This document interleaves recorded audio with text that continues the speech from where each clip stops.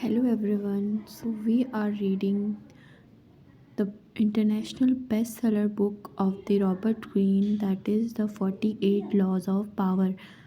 Today we will discuss law number 12, that is use selective honesty to generosity to disarm your victim. One sincere and honest move will cover over dozens of dishonest ones. Open hearted gesture of honesty and generosity bring down the guard of even the most suspicious people.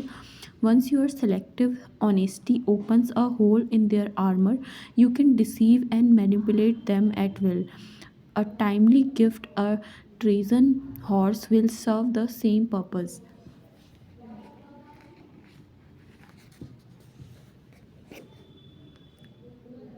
The essence of deception is distraction. Distracting the people you want to deceive gives you the time and space to do something they won't notice. An act of kindness, generosity, or honesty is the most powerful form of distraction because it disarms the other people's suspicions. It turns them into children eagerly lapping up any kind of affectionate gesture. In ancient China, there this is called giving before you take. The giving makes it hard for the other person to notice the taking. It is a device with infinite practical uses. Brainsley talking something from someone is dangerous even for the powerful. The victim will plot revenge. It is also dangerous simply to ask for what you need, no matter how politely. Unless the other person sees some gain for themselves, they may come to resent your neediness. Learn to give before you take. It softens the ground. Take the bite out of a future request or simply creates a distraction. And the giving can make many forms: an actual gift, a generous act, a kind of favor, an honest admission, whatever it takes. Selective honesty is best employed on your first encounter with someone. We are all creatures of habit, and our first impression lasts a long time. If someone believes you are honest at the start of your relationship, it makes a lot to convince them otherwise. This gives you room to maneuver. A single act of honesty is often not enough. What is required is a reputation for honesty built on a series of acts, but these can be quite insequential. Once this reputation is established, as with first impressions, it is hard to shake. In ancient China, Duck Wu of Qing decided it was time to take over the increasingly powerful kingdom of Hu. Telling no one of his plan, he married his daughter to Hu's ruler. He then called a council and asked his ministers, I am considering a military campaign. Which country should we invade? As he had expected, one of his ministers replied, Who should be invaded? The duck seemed angry and said, Who is a sister state now? Why do you suggest invading her? He had the minister executed for his impolite remark. The ruler of Wu heard about this, and considering other tokens of Wu honesty and the marriage with his daughter, he took no precautions to defend himself for Cheng.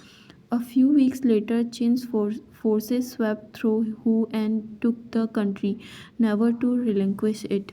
Honesty is one of the best ways to disarm the worry, but it is not only the only one. Any kind of noble, apparently selfless act will serve.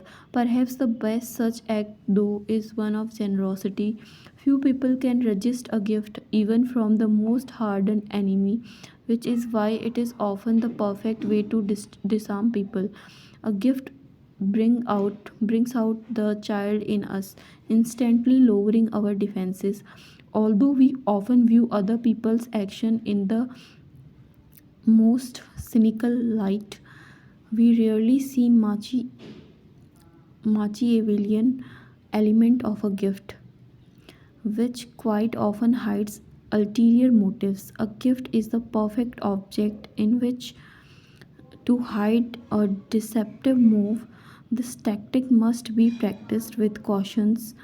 If people see through it, their disappointed feelings of gratitude and warmth will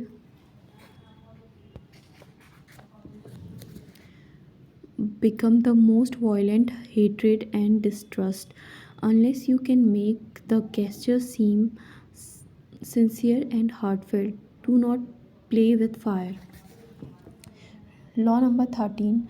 When asking for help, appeal to people's self interest, never to their mercy or gratitude. If you need to turn to an ally for help, do not bother to remind him of your past assistance and good deeds. He will find a way to ignore you.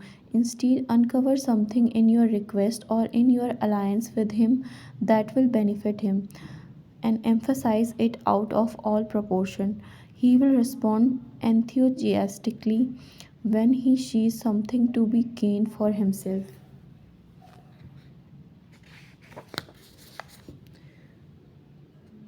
In your quest for power, you will constantly find yourself in the position of asking for help from those more powerful than you. There is an art to asking for help, an art that depends on your ability to understand the person you are dealing with and to not confuse your needs with theirs. Most people never succeed at this because they are completely trapped in their own wants and desires. They start from the assumption that the people they are appealing to have a selfless interest in helping them. They talk as if their needs matter to these people who probably could not care less. Sometimes they refer to larger issues, a great cause, or grand emotions such as love and gratitude.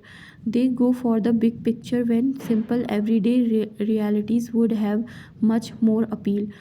What they do not realize is that even the most powerful person is locked inside need of his own, and that if you make no appeal of his self interest, he merely sees you as a desperate or at best a waste of time. A key step in the process is to understand the other person's psychology. Is the vein. Is he concerned about his reputation or his social standing? Does he have enemies you could help him vanquish? Is he simply motivated by money and power? When the Mongols invaded China in when the Mongols invaded China in the 12th century, they threatened the obdurate, a culture that had thrived for over 2000 years. Their leader, Genghis Khan, saw nothing in China but a country that lacked pasturing for his horses, and he decided to destroy the place, leveling all its cities, for it would be better exterminate the Chinese, and he let the grass grow. It was not a soldier, a general, or a king who saved the Chinese from devastation, but a man named Yelu Chu Desai, a foreigner himself. Chu Desai had come to appreciate the superiority of Chinese culture. He managed to make himself a trusted advisor to Genghis Khan and persuaded him that he would reap riches out of the place.